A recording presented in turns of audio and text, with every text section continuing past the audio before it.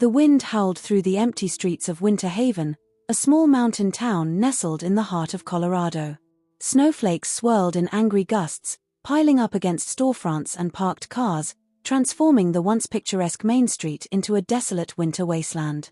It was the kind of night when most folks huddled indoors, grateful for the warmth of their fireplaces and the company of loved ones.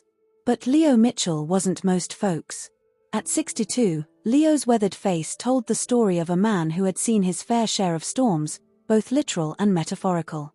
His salt and pepper hair, more salt than pepper these days, peeked out from beneath a worn woolen cap as he trudged through the knee-deep snow. Each step was a battle against the elements, his breath coming out in short, foggy puffs that dissipated almost instantly in the frigid air.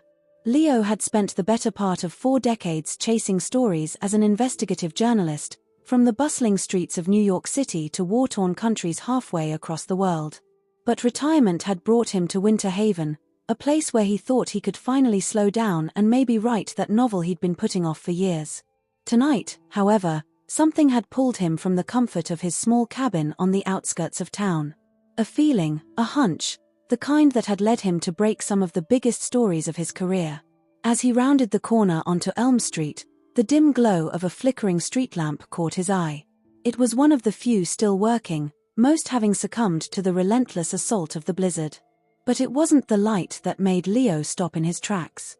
There, beneath the faltering glow, was a sight that made his heart skip a beat: a golden retriever, tied to the lamppost, its fur matted with snow and ice. "Hey there, buddy," Leo called out softly, his gruff voice barely audible over the howling wind. The dog's head perked up, large amber eyes filled with a mixture of fear and hope. As Leo approached, he could see the animal trembling, whether from cold or fear, he couldn't tell. Probably both. Kneeling down in the snow, Leo reached out a gloved hand, letting the dog sniff it cautiously. "It's okay," he murmured, his tone gentle and reassuring. "I'm not gonna hurt you." The golden retriever's tail gave a tentative wag, and Leo felt a lump form in his throat. Who could leave a dog out in weather like this? The leash was knotted tightly around the lamppost, the intricate loops suggesting this was no accident. Someone had deliberately abandoned this poor creature to the mercy of the storm.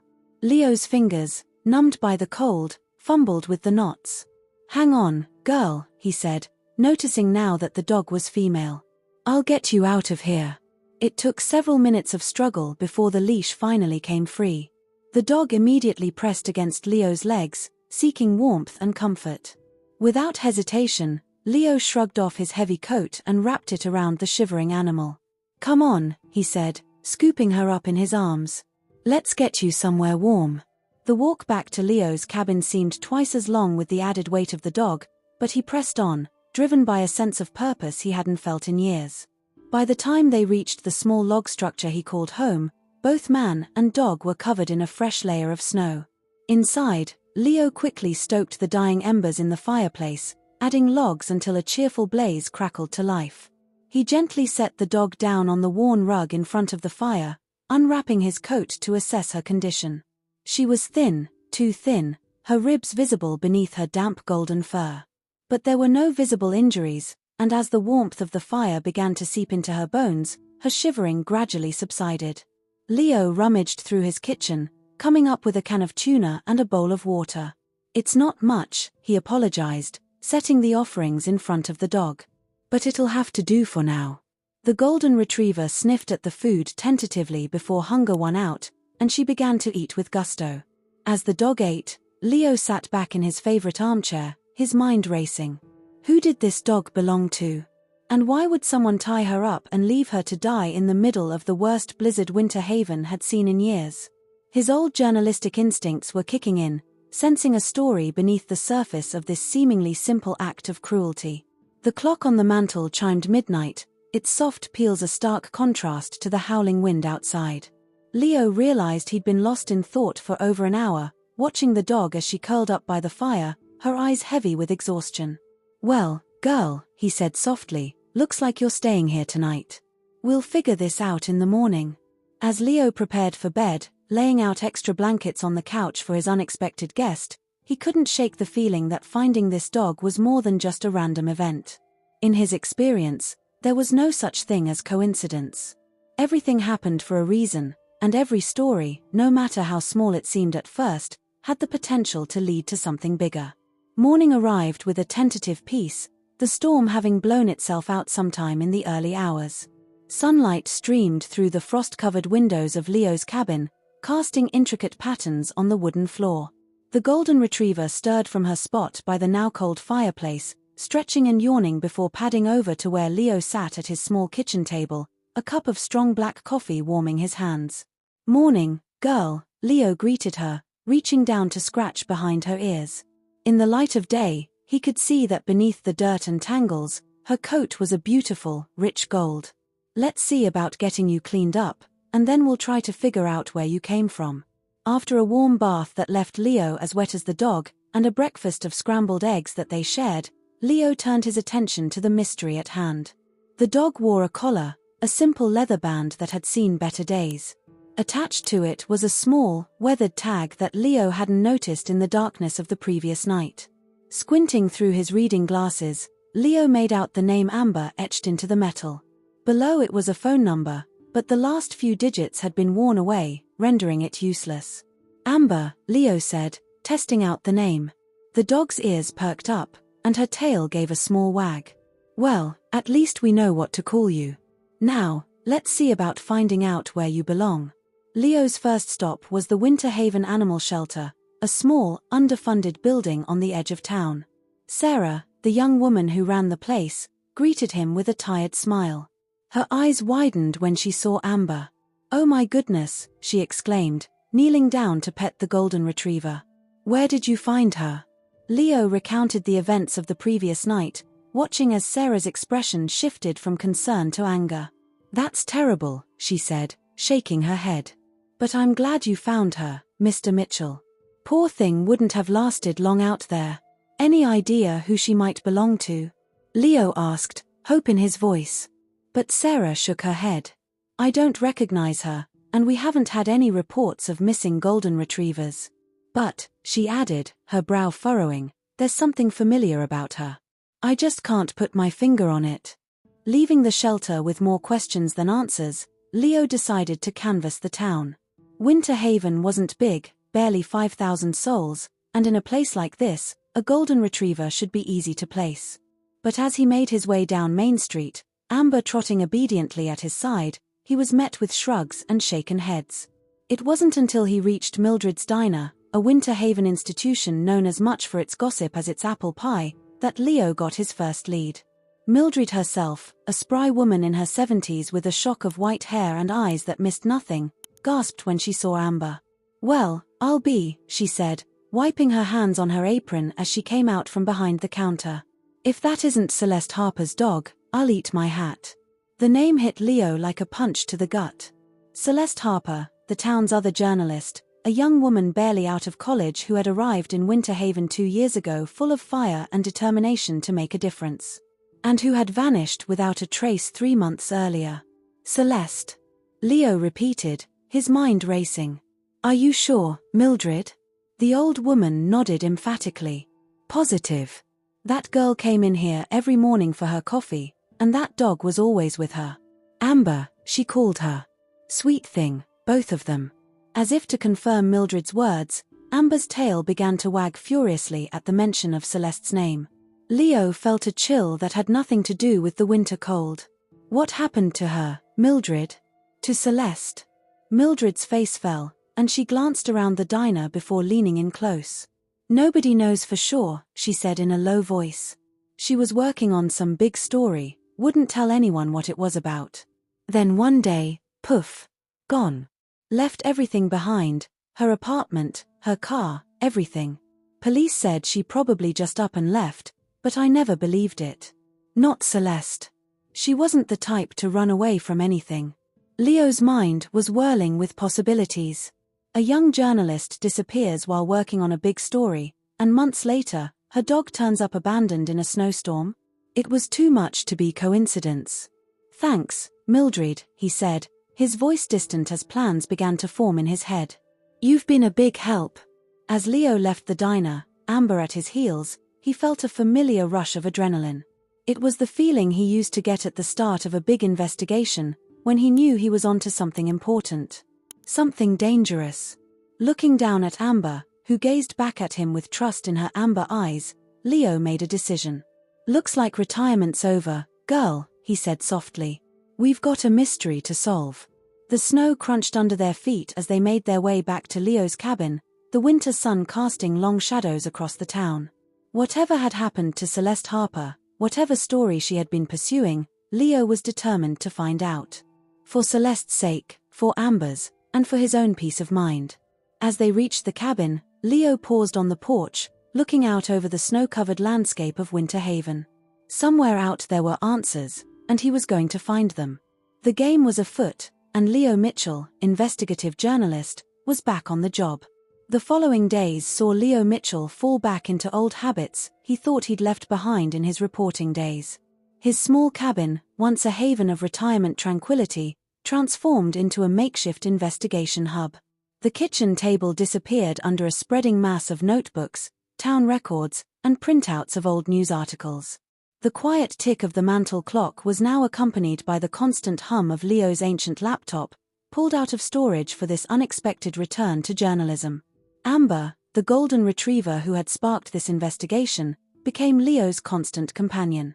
She lay at his feet as he made phone calls, her amber eyes following him as he paced the worn floorboards, muttering theories to himself. There was something comforting about her presence, a silent support that Leo hadn't realized he'd been missing since he'd left the bustle of big city newsrooms behind. "What do you think, girl?" Leo asked one morning, scratching Amber behind the ears as he sipped his coffee. What was Celeste mixed up in? The dog's tail thumped against the floor, her eyes seeming to hold secrets she couldn't share. Leo's first breakthrough came from an unexpected source. Joe Hawkins, Winter Haven's postman for the past 30 years, stopped by the cabin on his rounds. "Heard you were asking around about Celeste Harper," he said, stamping snow from his boots on Leo's porch. "That's right," Leo confirmed, inviting Joe in for a warm-up. "Did you know her?" Joe nodded, warming his hands around the mug of coffee Leo offered. "Sweet girl. Always had a kind word, even when the weather was foul. But the last few weeks before she disappeared, something was off." Leo leaned forward, his reporter's instincts on high alert. "Off how?" "She was nervous," Joe said, his brow furrowed in recollection. "Jumping at shadows. And the mail she was getting, certified letters, packages from out of state. Not the usual stuff for a small-town reporter. It wasn't much, but it was a start." Leo thanked Joe for the information, his mind already racing with possibilities. What had Celeste uncovered that had her so on edge? The next step was clear. Leo needed to see Celeste's apartment. A visit to the local police station, where he sweet-talked the desk sergeant with tales of their shared Chicago roots, got him the name of Celeste's landlord, Frank Russo, owner of half the rental properties in Winter Haven. Russo, a heavy-set man with a permanent scowl, was less than thrilled at the idea of letting Leo into Celeste's old place. "Ain't nothing there," he grumbled, reluctantly leading Leo up the creaky stairs of a converted Victorian on Maple Street. Police already went through it with a fine-tooth comb. The apartment was small, just a studio really, with a kitchenette in one corner and a bed shoved up against the far wall. Dust motes danced in the weak sunlight filtering through the grimy windows. It felt unlived in, abandoned, which, Leo supposed, it was. "Mind if I look around?" Leo asked, trying to keep his voice casual. Russo shrugged, clearly impatient to be done with the whole business. "Knock yourself out. Just don't take nothing. I'm keeping her deposit until the lease runs out, in case she comes back." Leo waited until Russo's heavy footsteps had retreated down the stairs before he really began to search. He moved methodically, years of experience guiding his actions. The closet yielded nothing but clothes and shoes. The kitchenette cabinets were bare save for a few cans of soup and a half-empty box of tea bags. It was the desk that drew Leo's attention. A battered laptop sat closed, its power cord dangling uselessly. Leo tried to boot it up, but as expected, it was password protected. He made a mental note to see if he could get someone in town to crack it. Surely Winter Haven had at least one computer whiz. The desk drawers were mostly empty, But in the bottom one, underneath a stack of old magazines, Leo's fingers brushed against something. He pulled out a notebook, its pages dog-eared and covered in Celeste's messy scrawl. Heart pounding, Leo began to read. Most of it was routine stuff, notes from town council meetings, ideas for fluff pieces about local events. But as he flipped through the pages, the tone changed. Names started appearing, connected by arrows and question marks. Words like missing funds and shell companies jumped out at him. And then, on the final page, a single sentence that made Leo's blood run cold: "They're using the mill. God help us all." The old paper mill on the edge of town had been shut down for years, a casualty of changing times and economic downturns.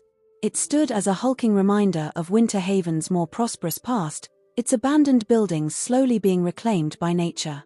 But if Celeste's notes were to be believed, something was happening there. Something bad. Leo's mind raced as he tried to connect the dots. A trafficking ring? Drug manufacturing? Whatever it was big enough to make a young, ambitious reporter disappear. As he closed the notebook, a small rectangle of paper fluttered to the floor. Leo bent to pick it up, realizing it was a photograph. It showed Celeste, smiling brightly, her arm around Amber.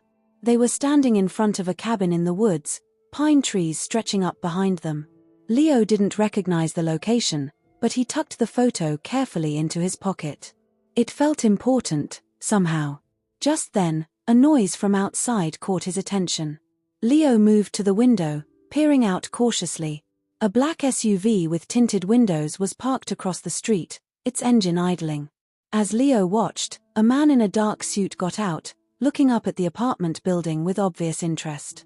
Leo's heartbeat quickened. He'd seen enough surveillance operations in his time to know one when he saw it. Someone was watching Celeste's apartment, which meant someone knew he was here. Moving quickly, Leo gathered up the notebook and a few other papers that looked promising. He shoved them into his coat pockets, then made his way to the door. He paused, listening. No sound of footsteps on the stairs yet. Good. As casually as he could manage, Leo descended the stairs and nodded to Russo, who was reading a newspaper in the small lobby. "Thanks for your time," he said, forcing a smile. "Nothing much up there, I'm afraid." Russo grunted, not looking up from his paper. Leo stepped out onto the street, pointedly not looking at the SUV as he turned and began walking back towards his cabin. He could feel eyes on him, watching his every move. It took all his self-control not to break into a run. Only when he was safely back in his cabin, door locked behind him, did Leo allow himself to relax. Amber greeted him with a wagging tail, oblivious to the tension thrumming through him.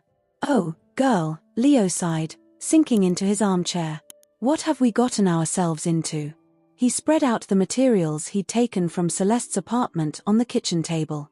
The notebook, the loose papers, and the photograph of Celeste and Amber. It wasn't much to go on, but it was a start. Whatever Celeste had been investigating, it was dangerous enough to make her disappear. And now, it seemed, those same people were interested in Leo. As night fell over Winter Haven, Leo sat at his desk, the lamp casting a warm glow over his work. Amber dozed at his feet, her presence a comforting constant. Outside, the wind whispered through the pine trees, carrying with it the promise of more snow. Leo stared at the photograph of Celeste and Amber, his mind working overtime. The cabin in the background, could it be significant? A hideout, perhaps? Or just a random vacation photo? He made a mental note to ask around town, see if anyone recognized the location. His eyes drifted to the notebook, filled with Celeste's hurried writing. Names jumped out at him: Mayor Thompson, Police Chief Reeves, even Frank Russo, the landlord. All connected with lines and question marks, forming a web of, what? Corruption? Conspiracy? And at the center of it all, the old paper mill. Leo had driven past it countless times since moving to Winter Haven, never giving it more than a passing glance. Now, he saw it with new eyes. What secrets did those crumbling buildings hold? He knew he should be scared. The rational part of his brain was screaming at him to drop this, to pack up and leave town before he ended up like Celeste, missing, or worse. But there was another part of him, a part he thought he'd left behind in his younger days, that was excited. The thrill of the chase, the pursuit of truth, it sang in his veins like an old, familiar song. Leo looked down at Amber, who had woken up and was gazing at him with those soulful eyes. "What do you say, girl? Should we see this through? For Celeste?" Amber's tail thumped against the floor, once, twice. Leo chose to take it as agreement. With a deep breath, Leo turned to a fresh page in his own notebook. At the top, he wrote the mill connection and underlined it twice. Then, below, he began to list out everything he knew and everything he needed to find out. As the night deepened, Leo worked tirelessly, piecing together the fragments of Celeste's investigation. He was vaguely aware of the risks he was taking, of the dangerous path he was walking. But with each connection he made, each piece of the puzzle that fell into place, he felt more alive than he had in years. Outside, unnoticed by Leo, a light snow began to fall. And across town, in the shadows of the abandoned paper mill, something stirred, a secret that had long lain dormant, now threatening to come to light. The game was well and truly afoot, and Leo Mitchell was once again in the thick of it. Whatever dangers lay ahead, he was determined to uncover the truth. For Celeste, for Amber, and for the town of Winter Haven that he now called home. The following week passed in a blur of sleepless nights and caffeine-fueled days for Leo Mitchell. His small cabin, once a peaceful retreat from the world, now felt like the eye of a storm. Papers covered every available surface, photos and notes connected by red string in a complex web that only Leo fully understood. At the center of it all sat Celeste's laptop, still stubbornly locked, a digital fortress holding who knew what secrets. Amber had become more than just a companion, she was a constant, calming presence in the chaos of the investigation. She seemed to sense Leo's growing tension, staying close by his side and offering a gentle nudge or a comforting lick when the frustration threatened to overwhelm him. It was on a particularly cold morning, the kind that made Leo's old bones ache, that he finally made a breakthrough. He'd been staring at the photo of Celeste and Amber in front of the unknown cabin for what felt like hours when something clicked. "The hunting cabins," he muttered, reaching for his coat. "Come on, girl. We're going for a drive." The roads leading out of Winter Haven were treacherous, slick with black ice hidden under a deceptive dusting of snow. Leo drove carefully, his old pickup truck groaning in protest as it climbed into the hills surrounding the town. Amber sat in the passenger seat, her nose pressed to the window, leaving foggy smears on the glass. After an hour of increasingly narrow and winding roads, Leo found what he was looking for. A cluster of hunting cabins, mostly used during deer season, stood in a small clearing. And there, at the end of the row, was the cabin from the photo. "Bingo," Leo said softly, pulling up in front of it. Amber whined, her tail wagging furiously as she recognized the place. The cabin was locked, but Leo had come prepared. Years of investigative journalism had taught him a thing or two about getting into places he wasn't supposed to be. Within minutes, he was inside, Amber close on his heels. The interior of the cabin was sparse, a bed, a small kitchenette, a desk covered in dust. But it was clear someone had been here recently.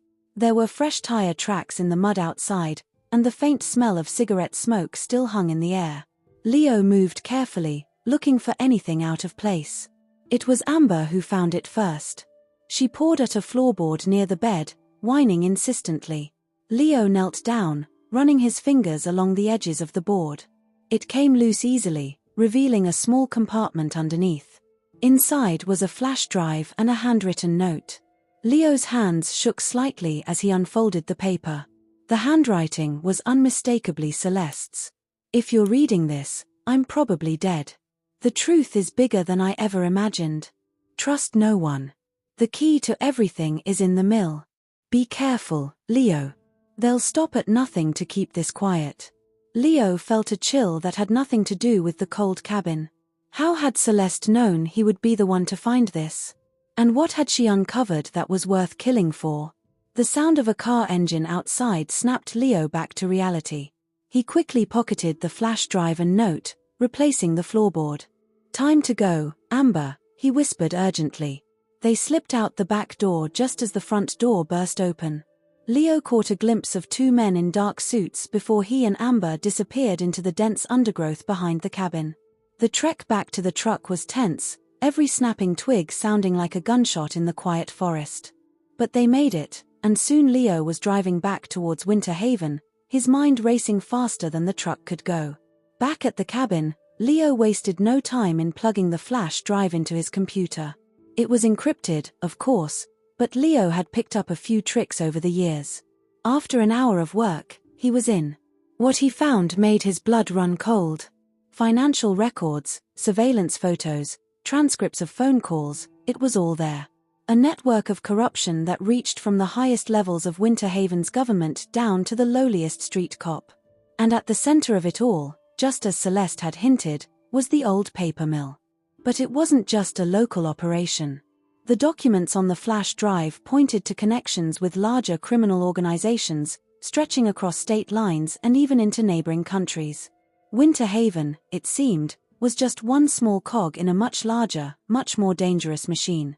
Leo worked through the night, piecing together the puzzle Celeste had left behind. By dawn, he had a clearer picture of what he was up against, and it was terrifying. The mill wasn't just a front for illegal activities, it was a hub for a multi-state human trafficking ring. Local officials were being paid off to look the other way, while vulnerable people, mostly immigrants and runaways, were being moved through Winter Haven like cattle. As the sun rose over the snow-covered landscape, Leo sat back in his chair, rubbing his tired eyes. Amber lay at his feet, her warm presence a comfort in the face of the horrors he'd uncovered. "What do we do now, girl?" he asked softly. Amber looked up at him, her brown eyes seeming to hold a wisdom beyond her years. The answer, Leo knew, was both simple and incredibly dangerous. He had to finish what Celeste had started. He had to expose the truth, no matter the cost. But he wasn't naive. Leo knew he was in over his head. This wasn't a story he could break on his own, not without ending up like Celeste, missing or worse. He needed help, but in a town where corruption ran so deep, who could he trust? The answer came to him as he was making his third pot of coffee for the day. Sarah, the young woman who ran the animal shelter. She had seemed genuinely concerned about Amber, and about Celeste's disappearance. Plus, she was new in town, having only moved to Winter Haven a year ago. The chances of her being involved in the trafficking ring were slim. Leo made the call, keeping his explanation vague but urgent. Sarah agreed to meet him at a diner just outside of town, her voice tinged with curiosity and concern.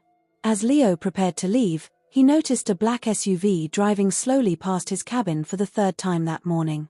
They were watching him, whoever they were. He was running out of time. "Sorry, Amber," he said, patting the dog's head. "You've got to stay here this time. It's too dangerous." Amber whined as Leo left, but he couldn't risk taking her. If things went south, he needed to know she was safe.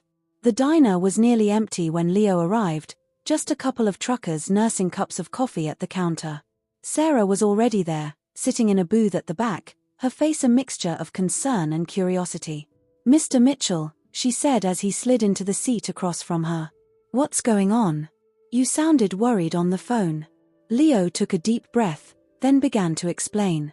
He told her everything, finding Amber, discovering Celeste's notes, the flash drive, the trafficking ring. Sarah's eyes grew wider with each revelation. "Oh my God," she whispered when he'd finished. "What are you going to do?" "I need to get this information to someone who can do something about it," Leo said.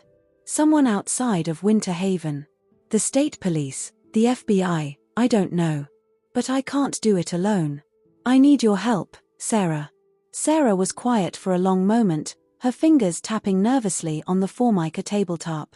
Finally, she nodded. "Okay," she said. "I'm in. What do you need me to do?" Relief washed over Leo. He reached into his pocket and pulled out a USB drive, a copy of the one he'd found in the cabin. "I need you to get this to the state police headquarters in Denver," he said. "I'd go myself, but I'm pretty sure I'm being watched.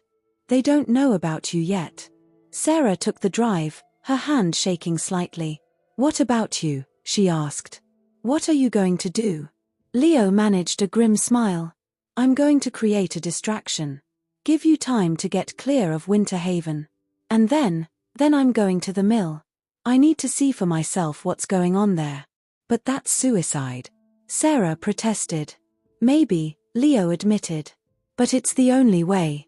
If I can get evidence, real, physical evidence of what's happening there, it'll make your job a lot easier when you reach the state police. They finalized their plans over cooling cups of coffee. Sarah would leave for Denver that afternoon, taking back roads to avoid detection. Leo would wait until evening, then make his move on the mill. As they stood to leave, Sarah surprised Leo by pulling him into a hug. "Be careful," she said fiercely. "I want to see you and Amber again when this is all over." Leo nodded, not trusting himself to speak. He watched as Sarah drove away, the USB drive safely hidden in her glove compartment. Then he turned and headed back to his cabin. He had preparations to make. The sun was setting by the time Leo was ready. He'd left food and water for Amber, along with a note for Sarah in case things didn't go as planned. The dog seemed to sense the gravity of the situation, whining softly as Leo knelt to say goodbye. "You be good, girl," he said, scratching behind her ears. "With any luck, I'll be back soon." As Leo drove towards the old paper mill, the last light of day fading from the sky, he couldn't shake the feeling that he was driving towards his own doom. But he also felt a sense of purpose he hadn't experienced in years. Whatever happened tonight, he was doing the right thing. He was finishing what Celeste had started. The mill loomed ahead, a dark silhouette against the night sky. Leo parked his truck a safe distance away and continued on foot, his heart pounding in his chest. As he approached the rusted gates of the mill, he saw movement in the shadows. A figure stepped out, blocking his path. "Mr. Mitchell," a familiar voice said. "We've been expecting you." Leo's blood ran cold as he recognized the speaker, Mayor Thompson himself. And behind him, emerging from the darkness, were more figures. The chief of police, Frank Russo. Other faces he recognized from Celeste's notes. He was surrounded. The trap had been sprung. And as the circle of corrupt officials closed in around him, Leo realized that his dangerous road had led him exactly where they wanted him to go. The old paper mill loomed before Leo, its rusted structures casting long shadows in the moonlight. The circle of corrupt officials tightened around him, their faces a mix of triumph and malice.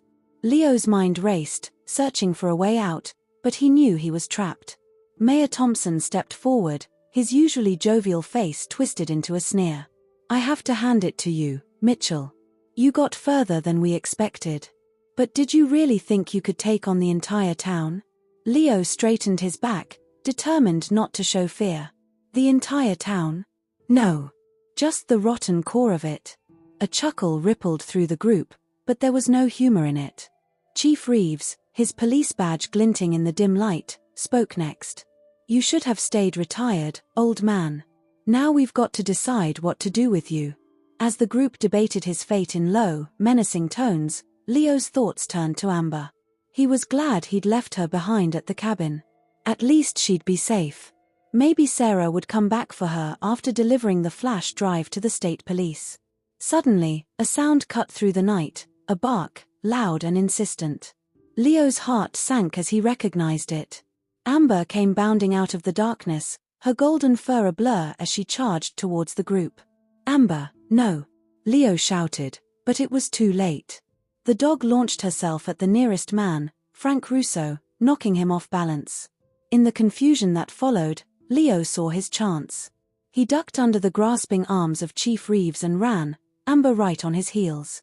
Shouts and the sound of pounding footsteps followed them as they weaved through the abandoned machinery of the mill. Leo's lungs burned, his legs protesting the sudden exertion, but adrenaline pushed him forward. Amber stayed close, guiding him through the darkness with an uncanny sense of direction. They burst out of the mill complex and into the surrounding woods. The undergrowth was thick, branches whipping at Leo's face as he ran. He could hear their pursuers crashing through the forest behind them, angry shouts echoing in the night. "This way," Leo panted, veering off the rough path and into denser forest. Amber followed without hesitation, her loyalty unwavering. They ran for what felt like hours, the sounds of pursuit fading and then returning as their hunters spread out through the woods. Leo's legs were leaden, his breath coming in ragged gasps, but he pushed on. Amber stayed by his side, occasionally nudging him in a different direction when the sounds of their pursuers grew too close. Finally, as the first light of dawn began to filter through the trees, Leo stumbled upon an old ranger station. The small wooden structure was dilapidated, clearly long abandoned, but it offered a chance to rest and regroup. Leo collapsed onto the dusty floor, his back against the wall. Amber curled up next to him, her warm body a comfort in the chill morning air. As his breathing slowly returned to normal, Leo reached out to scratch behind Amber's ears. "Good girl," he murmured. "I don't know how you found me, but I'm glad you did." Amber's tail thumped against the floor, her brown eyes fixed on Leo with unwavering trust. In that moment, Leo felt a surge of affection for this brave, loyal dog who had once belonged to Celeste and who had now saved his life. As the sun rose higher, painting the inside of the ranger station with golden light, Leo's mind turned to their next move. He was lost in the woods, being hunted by corrupt officials, with no supplies and no way to contact Sarah or the authorities. The situation seemed hopeless. But as he looked at Amber, still alert and ready despite their long night, Leo felt a renewed sense of determination. They had come too far to give up now. Celeste had sacrificed everything to uncover this conspiracy, and Leo owed it to her memory, and to Amber, to see it through. "What do you think, girl?" he asked, his voice rough from exertion. "Ready for another adventure?" Amber's tail wagged in response, and she stood up, shaking herself as if preparing for the journey ahead. Leo couldn't help but smile. This dog's spirit was indomitable. They set out again as the forest came alive with morning birdsong. Leo had no real idea where they were or which direction would lead them back to civilization, but Amber seemed to have a sense of purpose. She would trot ahead, then look back at Leo as if to say, "Come on, keep up." As they walked, Leo's thoughts turned to Sarah. Had she made it to Denver with the flash drive? Was help on the way?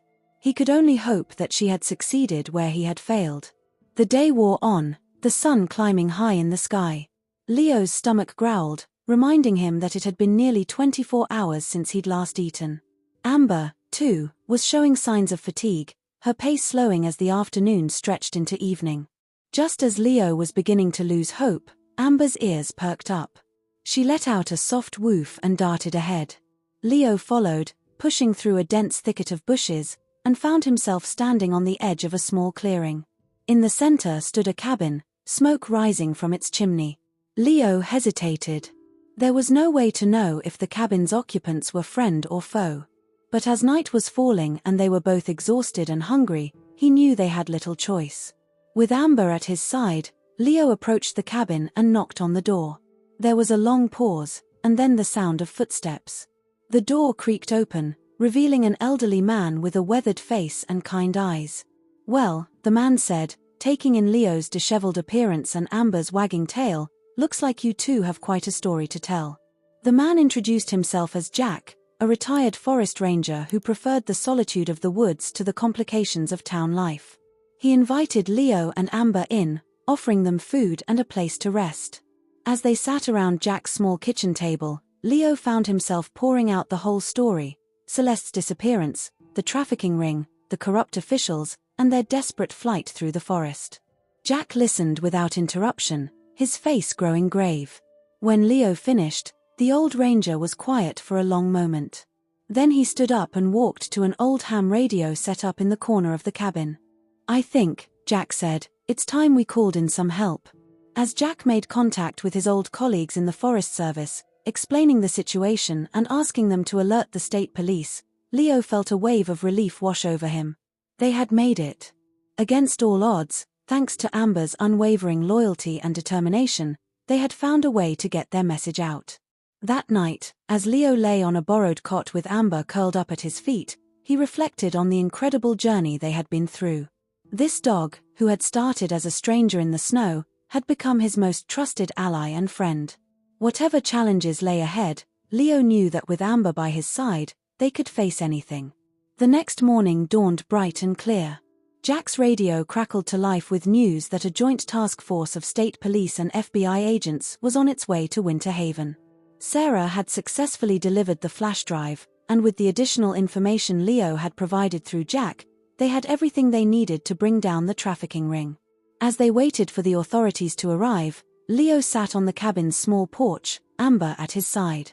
The forest was peaceful, birds singing in the trees, a gentle breeze rustling the leaves. It was hard to believe that just a day ago, they had been running for their lives through these same woods. "You know, Amber," Leo said, his hand resting on the dog's head, "I think Celeste would be proud of us. We finished what she started." Amber looked up at him, her brown eyes seeming to hold a depth of understanding that went beyond words. She had been Celeste's loyal companion, and now she was his. In her, Leo saw a living link to the brave young journalist who had sacrificed everything to uncover the truth. The sound of approaching helicopters broke the morning calm. Leo stood up, Amber alert at his side. As the black shapes appeared over the treetops, Leo felt a mix of emotions: relief, anticipation, and a touch of sadness. Their adventure was coming to an end, but the real work of bringing justice to Winter Haven was just beginning. Whatever challenges lay ahead, Leo knew one thing for certain: Amber would be by his side every step of the way. Her unyielding loyalty had not only saved his life but had given him a new purpose. Together, they would see this through to the end, honoring Celeste's memory and ensuring that the truth she had fought so hard to uncover would finally come to light. As the helicopters landed in the clearing, kicking up swirls of dust and fallen leaves, Leo gave Amber one last pat. "Ready, girl?" he asked. Amber's tail wagged, her posture alert and ready. Leo smiled. They were ready. Whatever came next, they would face it together. The next few days passed in a whirlwind of activity. Leo and Amber were brought back to Winter Haven under heavy police escort, the town now swarming with state troopers and FBI agents. The corrupt officials who had chased them through the woods were now in custody, their smug expressions replaced by looks of disbelief and anger as they were led away in handcuffs. Leo found himself at the center of a storm of debriefings and interviews, recounting his story over and over to stern-faced agents and prosecutors. Through it all, Amber remained by his side, a constant source of comfort and strength. The agents had initially balked at allowing a dog into their temporary headquarters set up in the Winter Haven Community Center, but one look at the bond between Leo and Amber had silenced any objections. As the investigation progressed, it became clear that the trafficking ring was even more extensive than Leo or Celeste had imagined. The old paper mill was just one node in a vast network that stretched across several states. But with the evidence from Celeste's flash drive and Leo's testimony, the authorities were making rapid progress in dismantling the entire operation. Despite the bustling activity around town, there was an undercurrent of tension that Leo couldn't shake. He knew that some members of the trafficking ring were still at large, and the danger wasn't over yet. This feeling was confirmed late one night when Sarah, who had returned from Denver, burst into Leo's temporary lodgings at the local motel. "Leo, we've got a problem," she said, her face pale with worry. "I overheard some of the agents talking. They think there's a mole in the task force, someone feeding information to the remaining traffickers. They're planning a major operation tonight to move their cargo before they can be caught." Leo felt a chill run down his spine. He looked at Amber, who was alert and watching them intently, as if she understood the gravity of the situation. "What are the agents planning to do about it?" Sarah shook her head. "That's just it. They don't know who they can trust. They're paralyzed, arguing among themselves about how to proceed. But if they don't act soon..." She didn't need to finish the sentence. Leo knew what was at stake. Somewhere out there, innocent lives were hanging in the balance. He thought of Celeste, of her courage and determination. She wouldn't have hesitated to act. "We need to do something," Leo said, his voice firm with resolve. "Where did you hear they were moving their operation?" "The old train yard on the outskirts of town," Sarah replied. "But Leo, it's too dangerous. We should wait for the authorities to figure out a plan." Leo was already moving, gathering his coat and Amber's leash. "There's no time. Every minute we wait is another life at risk. I've got to try and stop them, or at least slow them down until the good guys can get their act together." Sarah looked like she wanted to argue further, but something in Leo's expression stopped her. Instead, she nodded and said, "I'll keep trying to convince the agents to move. Just be careful, okay?" Leo managed a grim smile. "Always am. Come on, Amber. We've got work to do. The night was cool and clear as Leo and Amber made their way through the quiet streets of Winter Haven. The old train yard was on the opposite side of town from the paper mill, a relic of the days when Winter Haven had been a bustling hub of industry. Now it stood abandoned, a perfect cover for illegal activities. As they approached the yard, Leo could see movement in the shadows. Trucks were being loaded, their headlights off to avoid detection. He could hear muffled voices and, more disturbingly, what sounded like muffled cries. Leo's heart raced. He had hoped to simply observe and report back, but it was clear that the traffickers were in the final stages of their operation. If he didn't act now, those trucks would leave, and with them, any chance of saving the people trapped inside. "Okay, Amber," he whispered, crouching down next to the golden retriever. "We've got to be smart about this. We just need to slow them down, create some confusion until the cavalry arrives. You ready?" Amber's intelligent eyes seemed to shine with understanding. She gave a soft woof of agreement. Leo took a deep breath, then picked up a rock and threw it as far as he could into the yard. The clattering sound echoed in the night, causing a sudden hush to fall over the loading area. Taking advantage of the distraction, Leo and Amber darted from shadow to shadow, making their way closer to the trucks. As they neared, Leo could see that his worst fears were confirmed. People were being herded into the backs of the trucks, their faces filled with fear and despair. The sight filled him with a white-hot anger. Whatever the risk, he couldn't stand by and let this happen. In that moment, Leo made a decision. He stood up from his hiding place and shouted, "This is the police. The yard is surrounded. Release your captives and surrender immediately." The yard erupted into chaos. Some of the traffickers immediately dropped what they were doing and ran, while others reached for weapons. In the confusion, some of the captives seized their chance and began to flee. Leo's ruse had worked, but now he found himself in the middle of a dangerous situation with no backup. He ducked behind a stack of old railroad ties as bullets began to fly. Amber pressed close to his side, her body tense and ready for action. "Good girl," Leo murmured. "Now we just need to hold out until his words were cut short as a burly man rounded the corner of their hiding place, gun raised. Before Leo could react, Amber sprang into action. She launched herself at the man, her jaws clamping down on his gun arm. The man yelled in pain and surprise, his weapon clattering to the ground. Leo seized the opportunity, tackling the man and managing to subdue him. But the commotion had drawn attention. More armed men were converging on their position. "Run, Amber," Leo shouted, but the loyal dog stood her ground, growling at the approaching danger. What happened next seemed to unfold in slow motion. One of the men raised his gun, aiming not at Leo, but at Amber. Leo saw the flash of the muzzle, heard the deafening crack of the gunshot. Without thinking, he threw himself in front of Amber.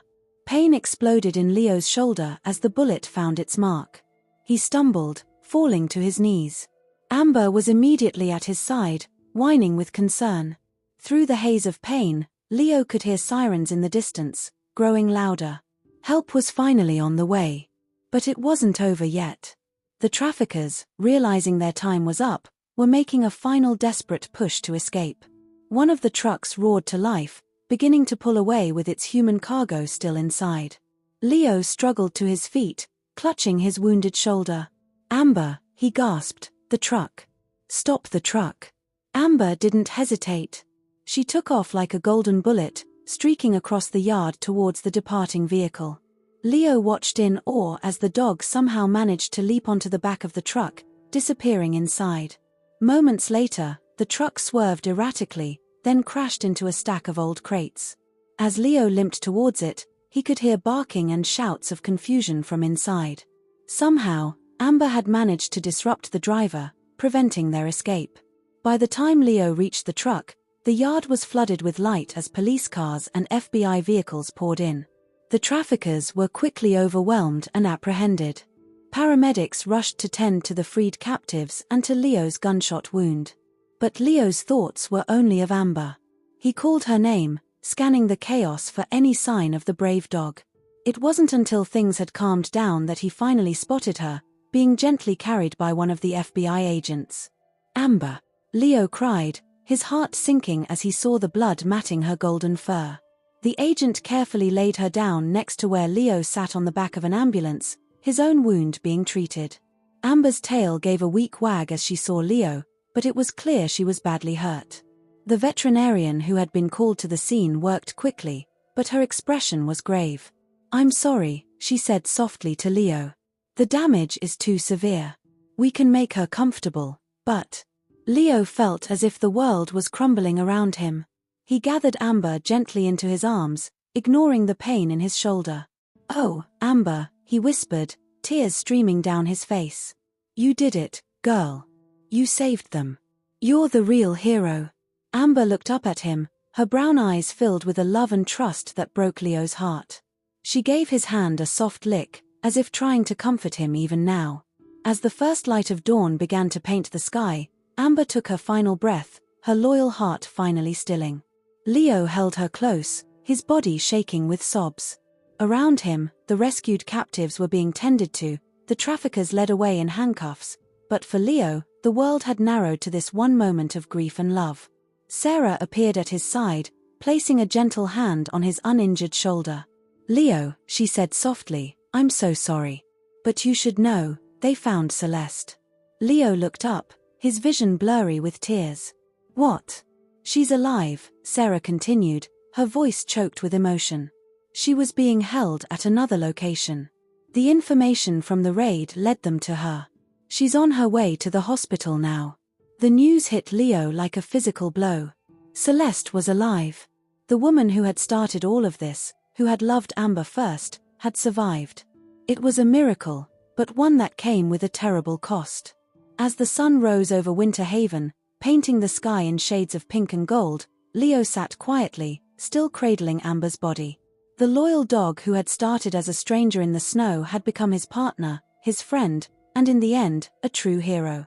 Her sacrifice had not only saved Leo's life but had brought down a criminal empire and rescued countless innocent lives, including Celeste's. In that moment, surrounded by the aftermath of their final, desperate stand, Leo made a silent vow. Amber's bravery would not be forgotten. He would make sure the world knew of this incredible dog and the difference she had made. It would be his final story, his tribute to a loyalty that transcended words. As the paramedics finally convinced him to be taken to the hospital, Leo took one last look at Amber's still form. "Goodbye, old friend," he whispered. "And thank you." The weeks following the raid on the train yard passed in a blur for Leo Mitchell. The bustling halls of the Winter Haven Memorial Hospital became his temporary home as he recovered from the gunshot wound to his shoulder. The physical pain, however, paled in comparison to the ache in his heart from Amber's loss. Visitors came and went, Sarah, bringing updates on the ongoing investigation, Jack, the retired forest ranger who had helped them in their hour of need, even some of the people they had rescued at the train yard, coming to express their gratitude. But it was the visit from Celeste Harper that truly shook Leo from his grief-induced stupor. Celeste was thinner than in the photographs Leo had seen, her face bearing the marks of her ordeal. But her eyes still held that spark of determination that had led her to uncover the trafficking ring in the first place. She sat by Leo's bedside, her hands clasped tightly in her lap. "I don't know how to thank you," she began, her voice hoarse from disuse. "When they told me what you and Amber had done, I couldn't believe it." Leo felt a lump form in his throat at the mention of Amber's name. "She was an extraordinary dog," he said softly. "She never gave up on finding you." Celeste's eyes filled with tears. "I never gave up on her either. Even in the darkest moments, I held on to the hope that somehow, she'd lead someone to the truth." She reached out, grasping Leo's hand. "I just never imagined it would cost her her life." They sat in silence for a moment, both mourning the loyal companion who had brought them together. Finally, Celeste spoke again. "The FBI agent who debriefed me said you're a journalist too. That you came out of retirement to finish what I started." Leo nodded. "I couldn't walk away once I knew what was happening. Amber, she wouldn't let me." A small smile tugged at Celeste's lips. "That sounds like her. Always pushing, always loyal to a fault." She squeezed Leo's hand. "I'm glad she found you. I'm glad you were there for her in the end." As Celeste left, promising to return once she was stronger. Leo felt something shift inside him. The heavy blanket of grief that had smothered him began to lift, replaced by a sense of purpose. Amber's sacrifice couldn't be in vain. There was still work to be done. Over the next few months, as Leo's shoulder healed and his strength returned, Winter Haven underwent a transformation. The corrupt officials who had allowed the trafficking ring to flourish were replaced, the police force was overhauled, and a new spirit of transparency and community engagement took hold. Leo found himself at the center of these changes, not as an outsider this time, but as a respected voice in the community. He worked closely with Celeste, who had decided to stay in Winter Haven despite her ordeal. Together, they founded a small local newspaper dedicated to investigative journalism and community advocacy. But it was the animal shelter that became Leo's true passion project. Working with Sarah, he helped expand the facility, turning it into a state-of-the-art haven for rescued animals. A special wing was dedicated to training therapy dogs, inspired by the comfort and support Amber had provided during their ordeal. One crisp autumn day, as Leo walked through the shelter's outdoor play area, he paused to watch a group of children interacting with the dogs. The sound of laughter and excited barks filled the air, a stark contrast to the somber atmosphere that had hung over Winter Haven for so long. Sarah joined him, a clipboard tucked under her arm. "We've had 3 more adoptions this week," she reported with a smile. "And the therapy dog program is really taking off. We've got requests from the hospital, the schools, even the new community center." Leo nodded, a bittersweet smile on his face. "Amber would have loved this," he said softly. Sarah placed a comforting hand on his arm. "She's the reason all of this exists. Her spirit is in every wagging tail and happy bark." As they walked back towards the main building, a commotion near the entrance caught their attention. A family was entering, a young girl clutching her mother's hand tightly. The girl's eyes were wide with a mix of excitement and apprehension. "That's the Miller family," Sarah explained in a low voice. "Their daughter, Emily, she was one of the kids rescued from the traffickers. She's had a hard time adjusting, barely speaks. Her therapist suggested a support animal might help." Leo watched as the family was greeted by one of the shelter staff. The young girl, Emily, seemed to shrink behind her mother as they were led towards the kennels. Without quite knowing why, Leo found himself following them. As they reached the row of kennels, a cacophony of barks and whines erupted. Emily flinched, pressing closer to her mother. But then, from the end of the row, a different sound emerged, a soft, almost melodic whine. Leo's heart skipped a beat as he saw the source. In the last kennel sat a young golden retriever, its warm brown eyes fixed on Emily with an intensity that was hauntingly familiar. The shelter worker opened the kennel door, and the golden retriever approached slowly, its tail wagging gently. Emily, who had been hiding behind her mother, took a small step forward. For a moment, time seemed to stand still. Then, with a small cry, Emily fell to her knees and threw her arms around the dog's neck. The golden retriever nuzzled her gently, a picture of patience and understanding that brought tears to Leo's eyes. "That's Hope," Sarah said softly, coming to stand beside Leo. "She came to us a few weeks ago, abandoned on the side of the road. Sweetest temperament we've ever seen, especially with kids." Leo watched as Emily's parents knelt beside their daughter, their own eyes glistening with tears as they saw her smile for the first time in months. The scene before him was one of healing, of new beginnings born from the ashes of trauma. In that moment, Leo felt a warmth spread through his chest, a feeling he hadn't experienced since Amber's loss. It wasn't the sharp pain of grief, but something softer, gentler, a sense of continuity, of life moving forward. "Hope," he repeated, tasting the word. "It's a good name." As the Miller family began the adoption paperwork, their daughter refusing to leave Hope's side, Leo made his way to his office. The small space was cluttered with papers and books, but on the desk, in a place of honor, sat a framed photograph of Amber. Leo picked up the photo, running his fingers gently over the glass. "Well, old friend," he said softly, "looks like your work isn't done yet. Your spirit lives on, bringing hope to those who need it most." He set the photo down and turned to his computer. The cursor blinked on a blank document, the beginning of a new story. Leo's fingers hovered over the keyboard for a moment before he began to type, In a small town nestled in the mountains, a golden retriever named Amber taught an old journalist about courage, loyalty, and the enduring power of hope. As the words flowed, Leo felt a sense of peace settle over him. Winter Haven had been changed forever by the events of the past year, but from the darkness had come light. New friendships had been forged, corrupt systems had been dismantled, and a community had come together to build something better. And at the heart of it all was the memory of a brave dog who had given everything to save others. Amber's legacy would live on, in the work Leo and Celeste did at the newspaper, in the lives of those rescued from the trafficking ring, and in every animal given a second chance at the shelter. As the sun set over Winter Haven, painting the sky in shades of gold that reminded Leo of Amber's fur, he looked out his window at the town he now truly called home. The road ahead was still long, the work of rebuilding and healing far from over. But for the first time in a long while, Leo felt ready to face whatever challenges lay ahead.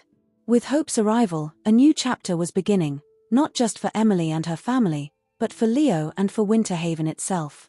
It was a chapter filled with promise, with the potential for healing and growth.